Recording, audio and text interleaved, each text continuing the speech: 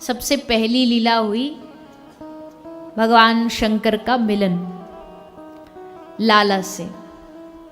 इस मिलन में बाधाएं बहुत आई और हर जगह भगवान शंकर को बाधा तो आती है, क्योंकि रूप कुछ ऐसा विचित्र है कि देख करके बड़े बड़ों के पसीने छूट जाते हैं।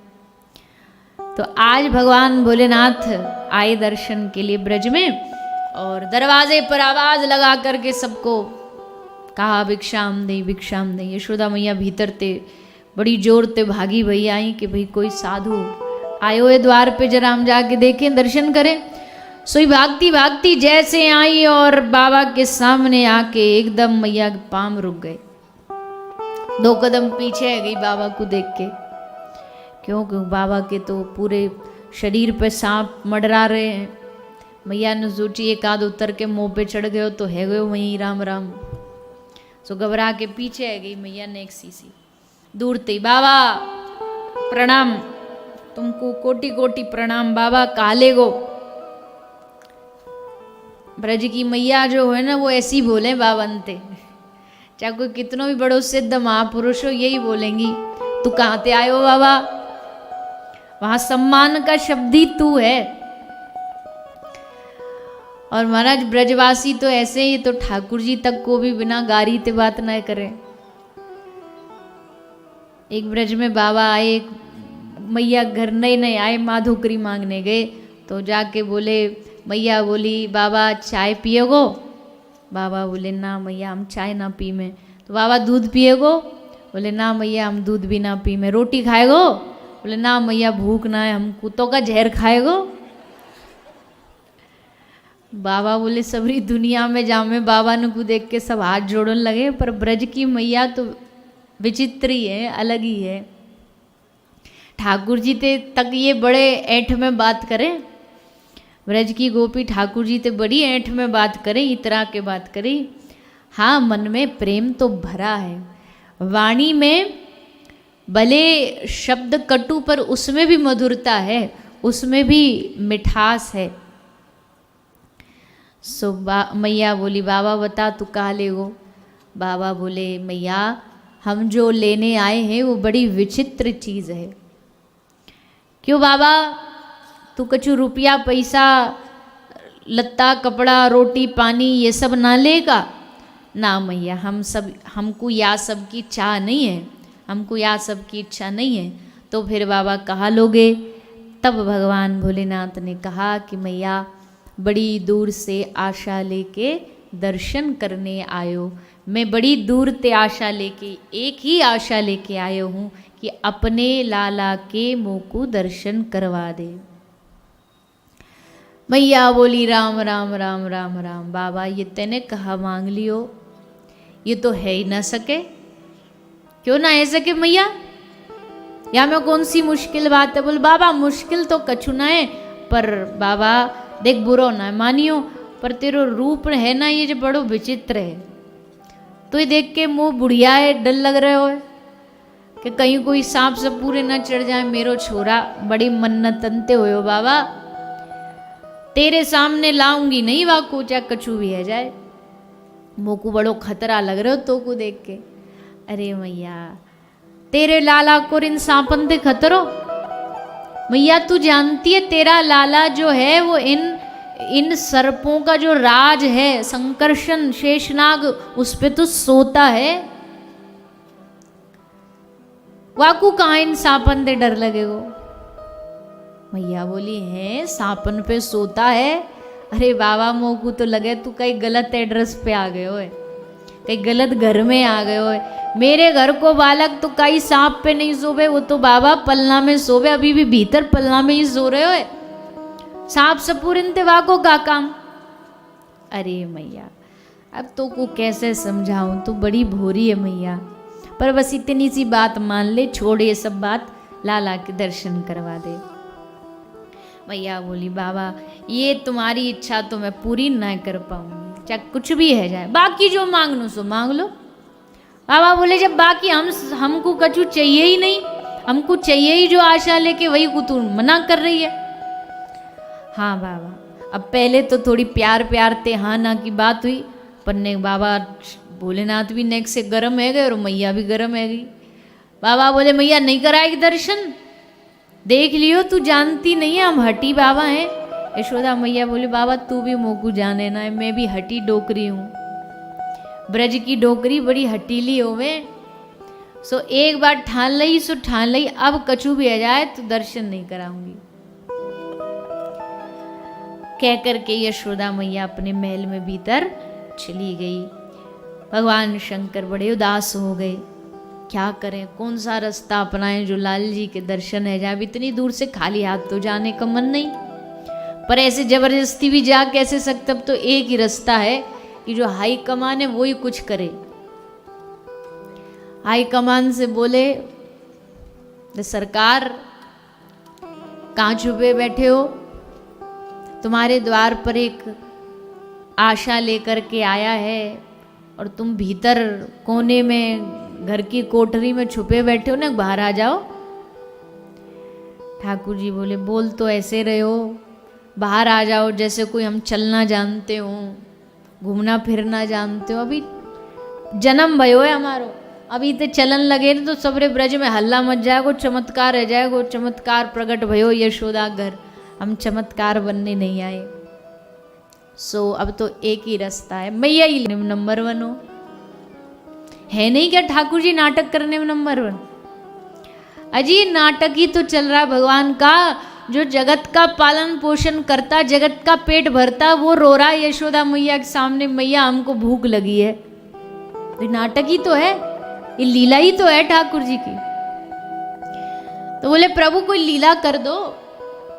भगवान ने कहा चलो लेट मी थिंक, क्या कर सकते हैं। विचार विमर्श किया ठाकुर जी ने और फिर भगवान को एक आइडिया आया। आइडिया क्या था? क्या था? रोने का।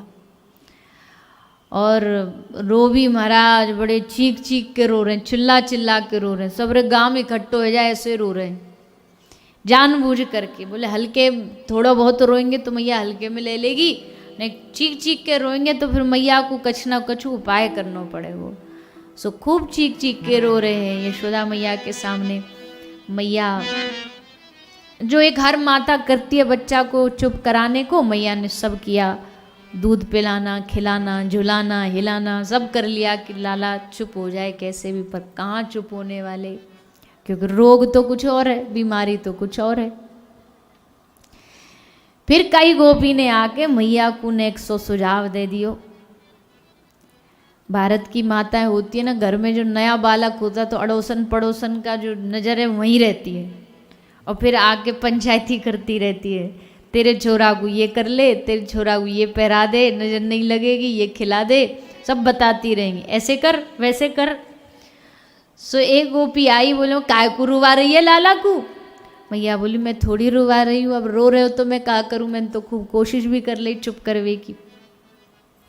तो मैया तेन नज़र उतारी? मैया बोली नज़र तो नहीं उतारी, मैं तो अभी तक जैसे कोशिश खवाने पिवाने की कर रही हूँ चुप है जाए। तो मैया नज़र मुँह को लगे, कुछ नज़र वजर को कुछ टोना टोटका है तो नज़र उतार दो तो लाला ठीक है जाएगो। तो भागी गई रसोई में ते राई नो लाई लाला की नज़र को, दोनों ने मिलके मैया ने भी लाला की नज़र उतारी। आय की बलाय की, आड़ोसन की पाड़ोसन की, भूतनी पिशाचनी सबरी उतर जाए मेरे छोरा पे ते। तो उतारी नज़र, मैया ने सोची अब लाला चुप है जाएगो, अब नज़र उतर गई, अब लाला एकदम शांत है जाएगो। पर लाला ने सोची अभी या नाटकते थोड़ी काम चलेगो। अब जैसे नज़र उतरी सोई ठाकुर जी और डबल रोवे लगे। जैसे होता है ना, मुझे तो पता नहीं क्या सिस्टम पर कभी कभी सुनने में आता है, बोले नज़र जलाओ तो ज़्यादा जलने लग जाए, ऐसे ही कुछ होता है ना, ज़्यादा और प्रज्वलित हो जाए तो हाँ नज़र लगी है किसी की। सो जैसे अब रो रहे थे अब डबल रोने लगे। गोपी बोली देखा देखा किसको नज़र लगी है, कोई लंबी चौड़ी नज़र है, छोटी होती तो ऐसे ही उतर जाती, लंबी चौड़ी नज़र क्या होती है? बोले मैया हमको लगे तेरे लाला पे कोई भूत वूत चढ़ गए हो है, कोई भूत पिशाच चढ़ गयो तो वाकू तो अब मैया अब वो उतारनो तो हमको ना आवे, वाकू तो कोई एक्सपर्ट चाहिए, कोई एक्सपर्ट ही वह भूत प्रेत को उतार सके। तो मैया बोली या ब्रज में अब मैं भूत उतारवे वारो एक्सपर्ट कहाँ ते लाऊं। गोपी बोली एक बाहर तो बैठो एक बाबा जी सो। कछु जब मैं भीतर आ रही तो बैठो बैठो कछु मंत्र से बोल रहे हो, और मैया वाकई पूरे वेशभूषा को देख के भी लगे कि कछु जंत्र मंत्र वारो बाबा है, तो तुम कहो तो पूछ के आऊं। मैया बोली नहीं नहीं नहीं, वाह को तो मैं कह के आई हूँ, दर्शन नहीं कराऊंगी, कछु भी है जाए। मैया गोपी बोली मैया अभी जिद की बात नहीं है, जिद छोड़ो, अपने बालक की ओर देखो, ये रो रहे हो बेचारो कब ते, जिद बड़ी कि तुम्हारो लाला बड़ो बालक बड़ो, जिद छूट जाए कोई बात नहीं, पर लाला के भूत उतरने चाहिए। जा गोपी पूछ के आ जा। गोपी ने जाके पूछी बाबा ते, बाबा ओ बाबा तो को भूत उतारने आवे। बाबा बोले डिपेंड करता किस पे चढ़े हैं, पहले पेशेंट का नाम बताओ पता बताओ। बोले हमारे लाला है, हमारा कन्हैया छोटो सो लाला है, 4 दिन को है, हमको लगे वहाँ पे कोई भूतनी चढ़ गई है, सो रोई जा रहे हो रोई जा रहे हो। तो हमको लगी कि बाबा तो को देख के कछु आवे है, कछु तंत्र मंत्र करने। भगवान शंकर तुरंत दिमाग की घंटी बजी कि ये तो हमारे ठाकुर जी का नाटक है, और वो क्यों कर रहे हैं, हमसे मिलने के लिए कर रहे हैं, तो चलो हम भी बहती गंगा में हाथ धो लें। भगवान शंकर हंसते हुए मुस्कुराते हुए गोपी से बोले, अरे गोपी भूत उतारने की बात कर रही है, जानती नहीं हमारा नाम ही भूतनाथ है। भूतनाथ जो बड़े बड़े भूतों का वहन कर लेता है, ऐसे भगवान भूतनाथ तेरे दरवाजे पे ठाड़े, ला जल्दी लेके आ, अभी एक क्षण में सबरे भूत उतर जाएंगे तेरे लाला के ऊपर थे। वो भी तुरंत भाग के आई, मैया मैया मिल गो बाबा, चलो जल्दी चलो। मैया ने सी घबरा तो रही है, पर गोपी के कहवे थे सोई मैया लाला को लेके गोदी में, और लाला को पहले तो पूरा कारे कपड़ा ते ढक दियो कि बाबा को कोई सांप न चढ़ जाए। डरती ही वही थोड़ी घबराती वही बाहर आई बाबा के सामने खड़ी हो गई आकर के, और सामने आकर के लाल जी का मुख किया भगवान शंकर की ओर, और जैसे भगवान शंकर भोलेनाथ को लाल जी ने देखा, लाल जी को भोलेनाथ जी ने देखा, देखते ही श्री ठाकुर जी एकदम रोना बंद कर देते, एकदम शांत हो जाते हैं। रोना बंद कर दिया और उलट हो गया। लाल जी ने रोना बंद कर दिया और भगवान शंकर की आंख में आंसू। वो लाल जी का दर्शन करके रो रहे हैं। मैया बोली, बाबा तो को काहे गयो, अच्छो बोलो लाला चुप करायो और अब तू रो रहे हो है। बाबा बोले, मैया मैं तेरे भाग्य को देख करके ये आनंद के आंसू है। तू जानती नहीं मैया, जो तोकू मिलो है ना, बड़े बड़े ऋषि महात्मान को ना मिले। तू कौन की मैया ये तू जाने नहीं है, और बढ़िया है ना जाने तो, जान लेगी तो ये जो ममत्व है, जो ममता, वो खत्म हो जाएगी। सो बढ़िया है तू जानती नहीं है कौन है। ऐसे ही मैया अपने लाला को तू खूब लाड लड़ाती रही हो। हाँ बाबा, लाला को। अच्छा बाबा एक बात बता, मैं तो को ऐसे ही कोई झोला छाप बाबा समझ रही, पर तू तो बड़ो सिद्ध बाबा है, तो को तो देखते ही मेरो लाला चुप है गयो, मतलब तू जाने तो है कछु। अच्छा बाबा एक बात बता, हाथ देखनो जाने जो होती है ना चतुर मैया, वो बड़ी चालाक होती हैं। वो एक ही काम में सबरे काम कर लेती है। छोरा के ब्याह में एकादशी का क्या बोलते हैं उसको, उद्यापन। हाँ, एकादशी का उद्यापन कर लेंगी, बेटी के छोरा का छोचक दे देंगी, और सबरे काम एक ही बार में सबरे निपटा लेंगी। और कोई बाबा मिल जाए तो सबसे पहले तो हाथ तो जरूर ही दिखवाएंगी। बोले बाबा हमारो हाथ देख के बता दो। और बाबा भी ये पतो क्या या कुछ ज़्यादा कुछ बोलने की, देखो ऐसा नहीं कह रही मैं कि हस्तरेखा देखना, पर कुछ ऐसे भी होते हैं, कुछ प्रश्न उत्तर ऐसे भी होते हैं, समाधान कुछ ऐसे होते हैं जो एक की टोपी सबके सर फिट हो जाती है। जैसे किसी मैया का हाथ देखो तो वह हाथ देख के वह इतना बोल दो, अरे मैया तू तो पूरे घर के लिए सोचती है पर तेरे लिए कोई कुछ नहीं सोचता। मैया बोले हाँ बाबा, जब से ब्याह के आई हूँ ना या घर में, तब से बस मैं करती हूँ इन सब के लिए, और ये तो कोई परिवार मेरे बारे में सोचता नहीं। और कोई पुरुष हो कोई भाई हो उसका हाथ देख के बोल दो कि कमाते तो तुम बहुत हो पर टिकता नहीं है। हाँ बाबा सही कह रहे हो, क्योंकि कितना मिल जाए पूरा थोड़ी लगता है, सबको कम ही लगता है। तो एक की टोपी सबके सर है।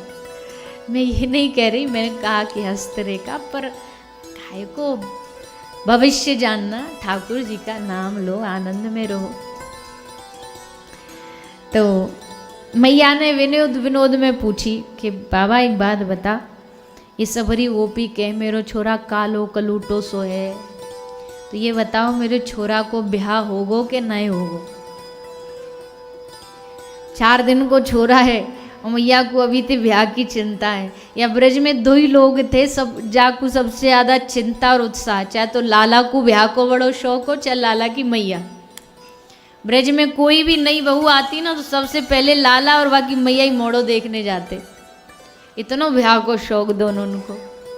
तो बता बाबा मेरे लाला को ब्याह होगो कि नहीं होगो। भोलेनाथ जी हंसते भये बोले, अरे मैया तू ब्याह की बात कर रही है कि इतने ब्याह होंगे, तू गिनती गिनती थक जाएगी।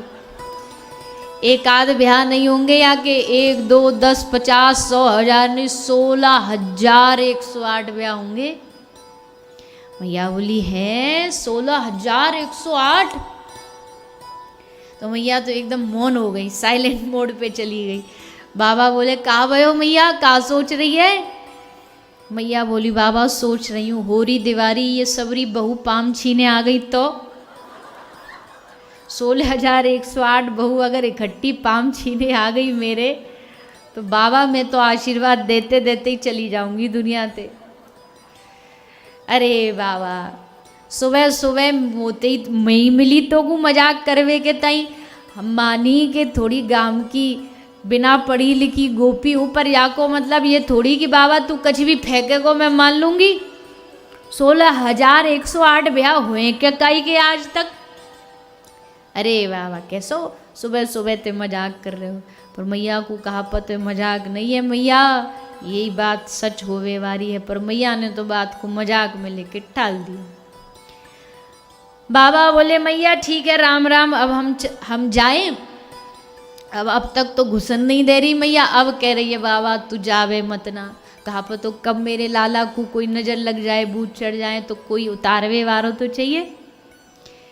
रह रे योगी नंद भवन में ब्रज में वासो कीजे, जब जब लाल को नजर लगे तू तब तब दर्शन दीजे।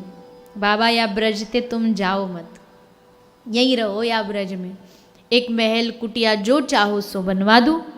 बाबा बोले ना मैया, ना हमको महल चाहिए ना कुटिया चाहिए, हम तो धूनी रमाने वाले बाबा कहीं भी रह जाएंगे। पर मैया तू कह रही है और हमारो भी मन है कि हम यही ब्रज में वास करें या ब्रज ते बाहर ना जाएं।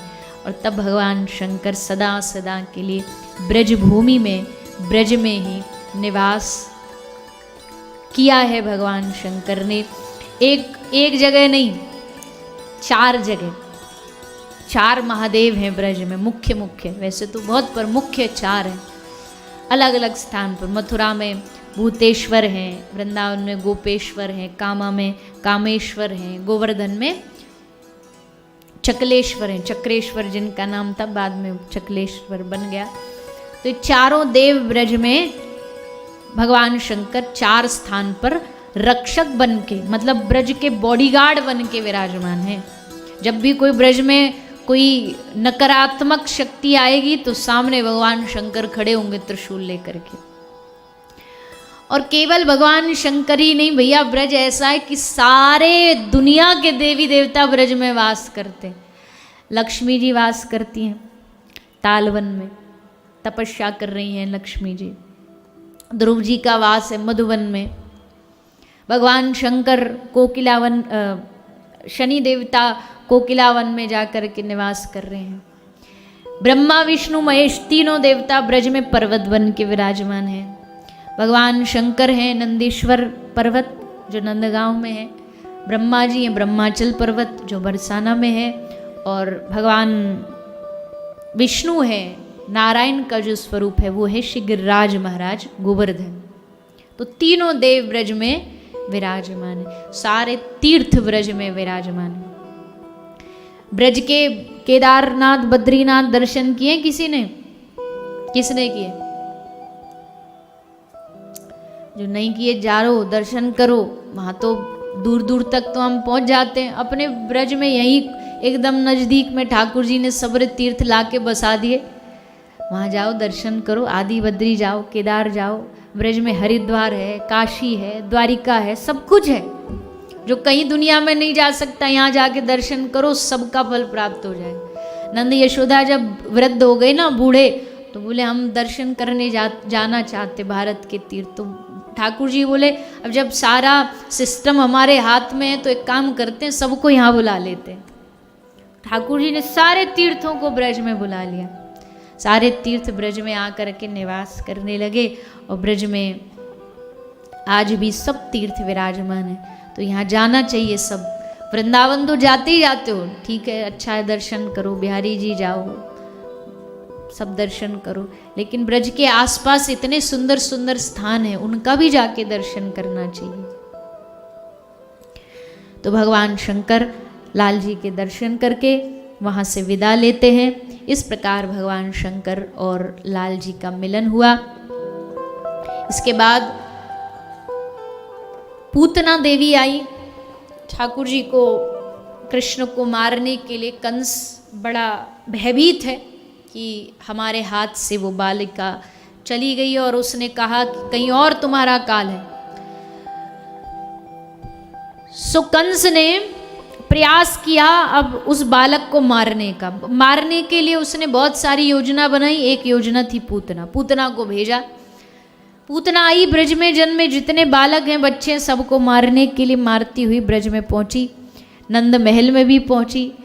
यशोदा मैया ने देखा एक बधाई देने सखी आई है, तो भाव से उसको भीतर घुसने दिया, पर वो तो कोई और ही भाव लेकर के आई थी।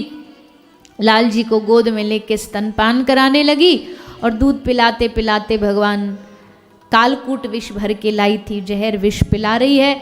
भगवान उसके प्राणों को खींचते हैं और उसको गोद में लेकर के आकाश में पूतना उड़ती है। भगवान उसके प्राणों को खींचते हैं और आकर के धरा पर, धरती पर आके गिरती है और वहीं पूतना का भगवान उद्धार कर देते हैं। पूतना मरी, फिर सक्टासुर आया।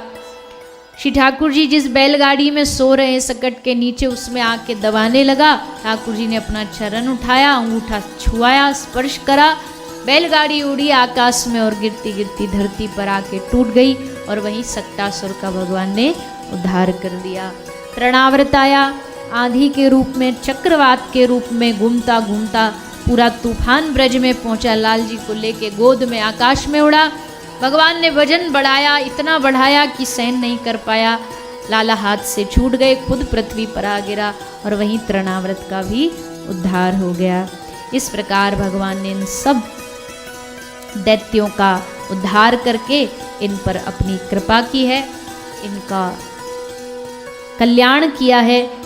इन सब दैत्यों की कथा सुनाते हुए आगे भगवान के नामकरण की कथा आती है। भगवान का नामकरण हुआ। नामकरण में श्री गर्गाचार्य जी आए। यद्यपि गर्गाचार्य जी इनके कुलगुरु नहीं है, यदुवंशियों के जो कुलगुरु है वो श्री शांडिल्य ऋषि है और कुलगुरु ही नामकरण करता है। लेकिन गर्गाचार्य जी आए तो नंद बाबा ने कहा कि महाराज आप हमारे बच्चे और रोहिणी के बेटा दोनों का नामकरण कर दीजिए। गर्गाचार्य जी ने कहा तुम जानते हो ना मैं उन कंस को ये बात पता लग गई कि मैंने तुम्हारे बेटों का नामकरण किया है तो उसकी नज़र में तुम्हारे दोनों पुत्र आ जाएंगे। बाबा ने कहा हम किसी को पता ही नहीं लगने देंगे, हम चुपचाप घर परिवार के लोग होंगे, बस परिवार के लोग मिल के बैठ के ये नामकरण आप कर दीजिए। यशोदा मैया बड़ी चिंता में आ गई। हम तो सोची थी लाला का नामकरण करेंगी तो खूब भारी उत्सव करेंगी, वो सब ब्रज को बुलाएंगी, न्योता करेंगी, और आप तो ये गुप्त रूप में ये नामकरण करा रहे हो। बाबा बोले अरे ऐसा मौका बार बार नहीं आता, इतना बड़ा महापुरुष आया है तो इनके मुख से हमारे बालक का नामकरण हो जाए तो बढ़िया है, उत्सव कभी और कर लेना। जैसे तैसे मैया मानी, लाला को लेकर के आई, श्री गर्गाचार्य जी के सामने बैठी। यशोदा मैया रोहिणी दोनों समक्ष बैठ गई और श्री गर्गाचार्य जी ने नामकरण किया। रोहिणी के पुत्र का नाम रखा गया, बल में अधिक होने के कारण इनका नाम बलराम होगा। और जब बारी श्री कृष्ण की आई, कृष्ण के नेत्रों को देखा, देख करके श्री ठाकुर जी मुस्कुरा रहे हैं, उनको देख करके श्री गर्गाचार्य जी की आंख एकदम बंद होने लगी, समाधि में जाने लगे। मैया देख रही है ये बाबा तो आंख मूंद रहे हो है। मैया बोली बाबा काहे गयो? बाबा तो एकदम मौन चुप। मैया कह रही है नंद बाबा से, यू बाबा का नाम रखेगो हम हमारे छोरा को, आपको तो अलग है, अपनो ही नाम याद ना है। आंख बंद है रही है, समाधि में जा रहे हो। अरे बाबा सुन तो सही, मेरे छोरा को तो नाम रख दे। गर्गाचार्य जी ने एकदम अपने आप को संभाला, आंखें खोली और तब गर्ग महर्षि ने नाम रखा। मैया तेरे लाला के क्या नाम बताऊं? एक नाम हो तो बताऊं? अनेक नाम, अनेक रूप, अनेक अवतार। और हमारे ठाकुर जी तो इतने भोले भाले हैं, कोई नाम ना भी हो ना, जैसे गजेंद्र ने जब भगवान को पुकारा तो स्तुति में कोई नाम नहीं लिया। सब देवी देवता सोच रहे हैं ये गजेंद्र जब नाम ही नहीं ले रहा तो हम क्यों जाए। ठाकुर जी ने कहा जो किसी का नाम ना हो मेरा नाम है, लो मैं जाऊंगा और इसकी रक्षा करूंगा। तो ठाकुर जी आए, गजेंद्र की रक्षा करी। जो जिस नाम से पुकारे उसी नाम से ठाकुर जी आके अपने भक्त को दर्शन देते हैं। तो अनेक नाम है पर एक विशेष नाम रखा गया कृष्ण, जो सबको अपने रूप से लीला से आकर्षित करना जानता हो, मोहना जानता हो, वो है श्री कृष्ण। प्रभु का नामकरण हुआ। फिर धीरे धीरे भगवान थोड़े से आयु की वृद्धि हुई, थोड़ा चलना बोलना बातें करना सीखते हैं, मैया गैया कहना सीखते हैं, चलने लगे बोलने लगे। तो ब्रज में तो महाराज एक अलग ही आनंद छाने लगा। क्यों? क्योंकि सब अपने घर में बुलाते ठाकुर जी को, सब चाहते कि ठाकुर जी हमारे घर आ जाएं, हमारे घर आकर के लीलाएं करें। तो श्री ठाकुर जी वो लीला करना आरंभ कर देते हैं। जो गोपी जिस भाव से बुलाती, ठाकुर जी उसी भाव से उस गोपी के घर पहुंच जाते। हम सब भी ठाकुर जी को अपने जीवन में, अपने घर में, अपने परिवार में इस भाव से बुलाए कि हे प्रभु हम पर भी एक दिन आपकी कृपा हो। एक दिन मेरी से हो जाएगा। तो सभी भाव से ठाकुर जी से प्रार्थना करेंगे। जो जो चाहता है ठाकुर जी उसके जीवन में आए, उसके घर में आए, परिवार में आए, सभी भाव से आनंद से गाते हुए प्रार्थना करते हैं।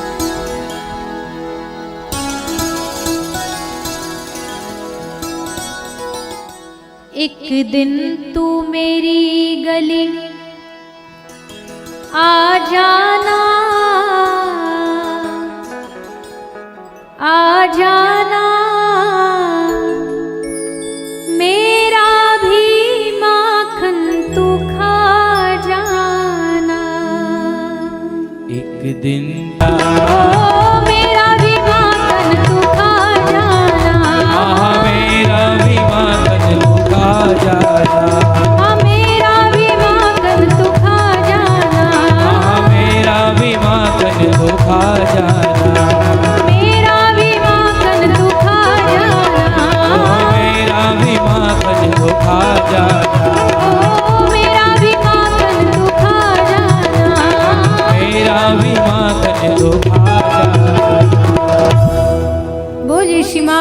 किशोर भगवान की।